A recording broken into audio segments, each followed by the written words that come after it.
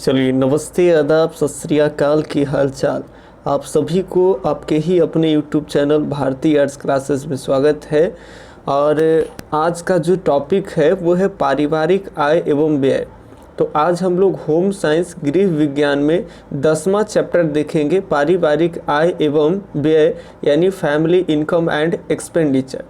तो इस वीडियो को इस टॉपिक को पढ़ाने से पहले हम आप सबसे एक छोटा सा गुजारिश कर ले कि रिक्वेस्ट कर ले, निहोरा कर ले कि आप लोग जो भी Bharati arts classes YouTube channel को अभी तक सब्सक्राइब नहीं किए हैं वो कृपया चैनल को सब्सक्राइब कर लीजिए। सब्सक्राइब करने में कोई पैसा लगता नहीं है, ठीक है। वीडियो अच्छा लगता है तो लाइक भी कर दीजिएगा, ठीक है। अगर आपका कोई सुझाव किसी तरह से कुछ भी या तो सजेशन देना हो या कोई डाउट हो तो कमेंट बॉक्स में कमेंट कर दीजिएगा। अगले वीडियो जब हम इसका सीरीज आगे की ओर बढ़ाएंगे तो उसमें हम आपके कमेंट से रिलेटेड जवाब ले करके आएंगे। तो चलिए डायरेक्ट हम लोग देखते हैं कि जैसा कि टॉपिक है पारिवारिक आय एवं व्यय। नोट्स को बड़ा बारीकी से पढ़ेंगे और साथ में जब हम बोलेंगे तो स्क्रीनशॉट ले लीजिएगा और वहां आराम से आप अपने फेयर में नोट डाउन कर लीजिएगा। पारिवारिक आय एवं व्यय। तो सबसे पहले जानेंगे कि पारिवारिक आय क्या है। जब पारिवारिक आय को चारों तरफ से कवर कर लेंगे तो फिर हम लोग व्यय यानी एक्सपेंडिचर पे आएंगे। तो सबसे पहले ध्यान से देखेंगे पारिवारिक आय होता क्या है। तो यहाँ हमने लिखा है, ये आपका रहा। आप इसको अभी चाहे तो स्क्रीनशॉट ले सकते हैं, नीट एंड क्लीन है। स्क्रीनशॉट ले लेंगे, आपको बिल्कुल क्लियर दिख रहा है। और इसको हम लोग ये देखते हैं पारिवारिक आय की धारणा क्या है। सबसे पहले आपको जानना है कि पारिवारिक आय की धारणा क्या है। डेफिनेशन को, परिभाषा को अच्छी तरह से पढ़ लीजिए। पारिवारिक आय विभिन्न साधनों से प्राप्त आय, समान सुविधा एवं परिवार के सदस्यों की संतुष्टि आदि के कुल समावेश को कहते हैं, जिससे परिवार की सभी सदस्यों की जरूरतें पूरी की जाती है। चलिए ये ध्यान से समझेंगे। कहते हैं ना पारिवारिक आय, हम उन सभी को आय का कहते हैं। देखिए इसका जो साधन है वो विभिन्न साधन है, यानी अलग अलग साधन है। चाहे आप मजदूरी करके ला रहे हैं, चाहे आप नौकरी करके ला रहे हैं, चाहे कोई सेवा दे के ला रहे हैं, यानी कहीं से आपका साधन, आपके घर में इनकम आ रहा है। लेकिन क्या आपके पास इनकम आ रहा है तो उसको पारिवारिक आय कहेंगे? नहीं, उसको नहीं कहेंगे।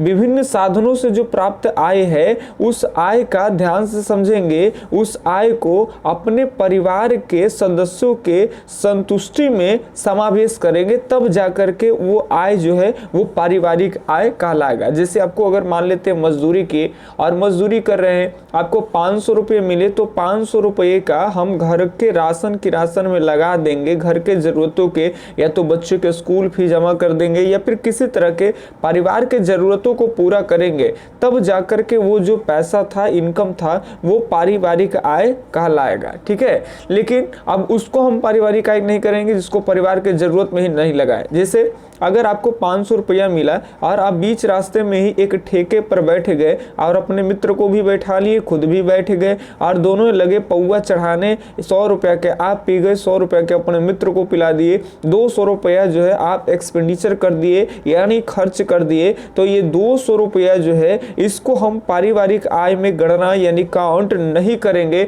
ये पारिवारिक आय नहीं कहलाएगा। तो आप समझ गए होंगे पारिवारिक आय कहते किसको है।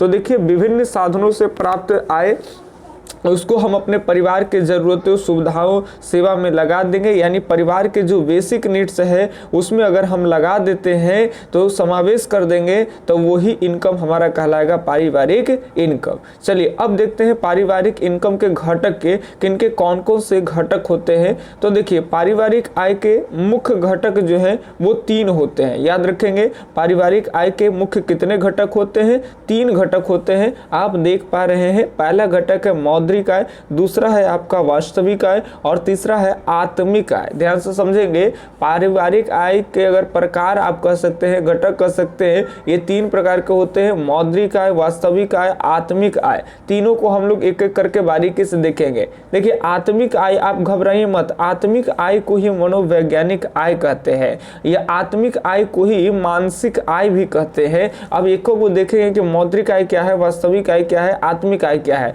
चूंकि ये तीनों के तीनों जो है ये इसी का पार्ट है, यानी पारिवारिक आय का ही भाग है। देखिए एक लाइन में आपको समझा दे, तीनों समझ में आएगा। ऐसे हम लोग डेफिनेशन भी देखेंगे। अगर आप कहीं काम कर रहे हैं और उधर से आपको कैश फॉर्म में आ रहा है, मनी आ रहा है, मुद्रा आ रहा है, तो वो आपका मौद्रिक आय है, ठीक है। अगर वस्तु आ रहा है तो समझिए वास्तविक आय है। और अगर मान लेते हैं या पैसे के खर्च कर करके या वस्तु को खरीद करके या वस्तु आपके पास आया, उससे अगर आपके आत्माओं को संतुष्टि मिल रही है तो समझिए कि वो संतुष्टि ये आत्मिक आय है, मनोवैज्ञानिक आय में इसको रखा गया है। तो ये हम लोग देखेंगे पारिवारिक आय के मुख्य 3 घटक है। अब चलिए एक एक घटक को बारीकी से देखेंगे। सबसे पहला जो घटक है ये है हमारा मौद्रिक आय। ध्यान से समझेंगे बात को, ये कौन सा आय है? मौद्रिक आय है। और ध्यान देंगे, अब प्रश्न सबसे पहले डेफिनेशन को आप लोग पढ़ ले तो आप अच्छे तरह से कवर कर पाएंगे। डेफिनेशन ध्यान से पढ़िएगा। चलिए परिभाषा पढ़ेंगे। पारिवारिक आय को निश्चित समय में मुद्रा अथवा धन के रूप में प्राप्त हो। देखिए यहाँ कहा जा रहा है निश्चित समय में। जैसे परिवार में जो सदस्य काम करने वाले होते हैं ना, वो एक टाइम होता है। जैसे मान लेते हैं मजदूरी करे, या तो दैनिक पर डे मजदूरी मिल जा रही है या फिर महीने में मिल रही है। जैसे अगर कोई नौकरी कर रहा है, जॉब कर रहा है, तो उसको सैलरीज मंथली भी मिल जाता है, या फिर किसी को 1 साल में भी धन आने वाला होता है। जैसे मान लेते हैं अब हम ट्यूशन पढ़ाते हैं, कोचिंग पढ़ाते हैं, तो बच्चे को 8 महीने का पैसा हम पहले ही ले लेते हैं। तो 8 महीने का पैसा लेते हैं, उसके बाद अब जो क्रैश कोर्स आएगा या रेगुलर कोर्स आएगा तो 8 महीने 10 महीने के बाद हमारे पास पैसे आने वाले होते हैं। तो हमारा 8 महीना 10 महीना ये समय चला जाएगा। तो उसी तरह से हर आदमी का जो पैसा आने वाला होता है, महीना पे मिलता है या साल पे मिलेगा, तो उसका कुछ ना कुछ एक निश्चित समय होता है। तो वही करें कि निश्चित समय में मुद्रा, धन याद रखेंगे, यानी यहाँ पर ब्रैकेट में लिख दिए नीचे में करेंसी, आप समझ सको कैश फॉर्म में आए के रूप में प्राप्त होता है। इस आय के विभिन्न साधन है, या तो तनख्वाह है, या तो उपहार है, बचत की गई राशि पर लाभ, मकान के लिए किराए के रूप में प्राप्त की गई धन, मजदूरी, वेतन, लॉटरी, पैतृक संपत्ति। देखिए वो सब होगा जो खाली कैश फॉर्म में होगा। ये ध्यान देंगे, कैश फॉर्म में आएगा तो समझिए कि वो मौद्रिक आय है, वस्तु से कोई लिया दिया नहीं है। जैसे अब यहाँ पर बात करते हैं, आप काम कर रहे हैं, महीने का आपको तनख्वाह मिला कैश फॉर्म में, वो होगा। अगर मान लेते हैं आपके यहाँ कोई गिफ्ट किया, उपहार किया, जिससे आप बच्चे को बर्थडे करते हैं, तब बच्चे परिवार में मान लेते हैं बच्चे का बर्थडे होता है, तो कई ऐसे लोग आते हैं ना कि जो आपके बच्चे को उपहार में वस्तु गिफ्ट करते हैं, तो वो मौद्रिक आय नहीं कहलाएगा जी। हम उनके बारे में बात करते हैं कि कई लोग बच्चे को जो होते हैं ना बर्थडे होगा तो उसको पैसा गिफ्ट होता है। ध्यान से सुनेंगे, जैसे 101 रुपया कोई लिफाफा में डाल के दे दिया या 501 रुपया लिफाफा में डाल दिया, तब वो क्या होता है आप देखिएगा। आखिर इसको हम क्यों कह रहे हैं पारिवारिक आय?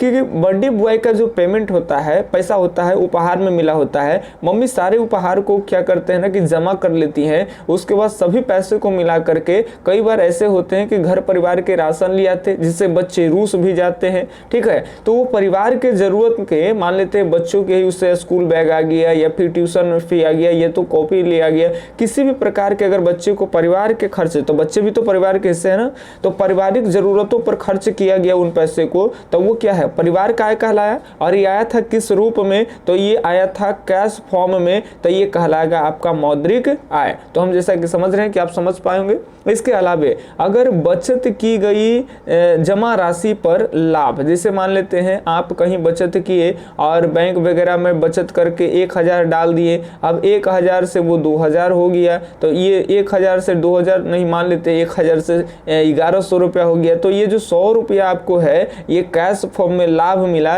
ये भी आपका क्या है? मौद्रिक आय हो जाएगा। इसके अलावा अगर आप मकान अपने किराए पे लगाते हैं और वहां से आपको जो धन प्राप्त होता है किराए पे देने पर मकान, तो वो कैश फॉर्म में आता है, वो मौद्रिक आय कहलाता है। इसके अलावा आप मेहनत करते हैं, मजदूरी करते हैं, तो मजदूरी जो आपको मिलता है, ये वेतन मिले, ये लॉटरी लग जाए, यानी उधर से कैश फॉर्म में आए, वो सब मौद्रिक आय कहलाएगा। चलिए आगे पढ़ेंगे, आप मौद्रिक आय समझ पाए। अगला है आपका वास्तविक आय। ध्यान से समझेंगे वास्तविक आय को। अब ध्यान से सुनिएगा, यहाँ पे विशेष अवधि में प्राप्त होने वाली वस्तुएं और सेवाओं को वास्तविक आय कहते हैं। ये वस्तुओं एवं सेवाओं को परिवार या तो अपने पारिवारिक देखिए यहाँ कटा हुआ है, हम बोल देंगे, आप सुन लीजिएगा, ठीक है, सुन के आप लिख लीजिएगा। अपने पारिवारिक व्यक्तियों, ये व्यक्ति लिखा हुआ है जी, मित्रों आदि से प्राप्त करता है, या फिर बिना मुद्रा खर्च किए सुविधा प्राप्त करता है, जैसे मुफ्त चिकित्सा सुविधा, उपहार, मकान आदि, उसी को कहते हैं वास्तविक आय। फिर से समझ लीजिए, विशेष अवधि में प्राप्त होने वाली, एक अवधि है, एक टाइम होगा, इसमें प्राप्त होने वाली या तो कोई वस्तु और या तो कोई सेवा। देखिए, या तो उधर से आपको कोई वस्तु मिलेगा या तो सेवा मिलेगा, यानी पैसा नहीं मिलेगा, उसी को वास्तविक आय कहते हैं। ये वस्तु और सेवा याद रखेंगे, ये वस्तु और सेवाओं को परिवार या तो अपने पारिवारिक मित्रों आदि से भी प्राप्त किया जा सकता है। ये जो आपको वस्तु मिले या तो आप सेवा मिले, इस सेवा और वस्तु को या तो आपको अपने मित्र से भी मिले हैं या तो किसी व्यक्ति से भी मिले हैं, प्राप्त हुए हैं, और ध्यान से सुनेंगे, या फिर बिना आपको मुद्रा खर्च किए हुए हैं ये प्राप्त हुए हैं। अब लगेगा कि बिना मुद्रा खर्च किए हुए भाई क्यों प्राप्त हुआ, सेवा और वस्तु की बात की जा रही। तो देखिए, मुफ्त चिकित्सा, कई बार आपको क्या है, सरकारी हॉस्पिटल में जाते हैं और आपको जो है पब्लिकली आपको मुफ्त इलाज मिल जाता है, या फिर कोई सुविधा मिल सकता है, मुफ्त चिकित्सा सुविधा मिला, या फिर अगर आपको उपहार मिल गया, जैसे हम अभी बताए थे कि गिफ्ट मिला और गिफ्ट में पैसे नहीं वस्तु मिलेंगे, तो वो हो गया आपका वास्तविक आय, वास्तविक आय। चलिए आगे है, या फिर आपको कोई मकान गिफ्ट कर दिया, तो समझिए कि मकान ये भी कैश फॉर्म में नहीं आया, ये एक वस्तु में आ जाएगा, तो ये आपका हो जाएगा वास्तविक आय।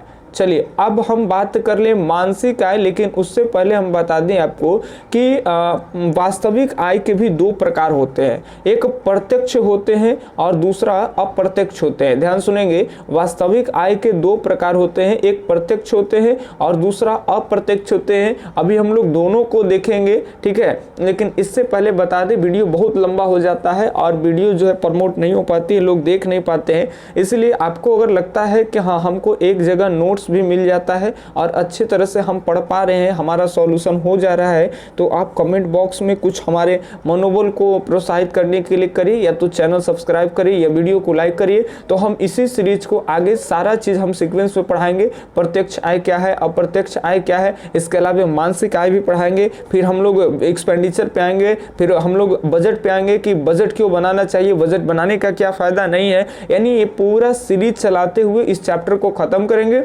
उसके बाद इस चैप्टर का ऑब्जेक्टिव लेकर के आएंगे। उसके बाद जब आपका ये चैप्टर कंप्लीट होगा तो हम लोग आगे के चैप्टर आपको पढ़ाएंगे। तो इसके लिए बस आपसे एक ही रिक्वेस्ट है कि चैनल अभी तक सब्सक्राइब नहीं किए हैं तो प्लीज सब्सक्राइब कर लें और अपने मित्रों, भाई, बंधु सबको बताएं, ताकि हम रेगुलर वीडियो डाल करके और आपके जरूरतों को पूरा कर सके। दोस्तों धन्यवाद।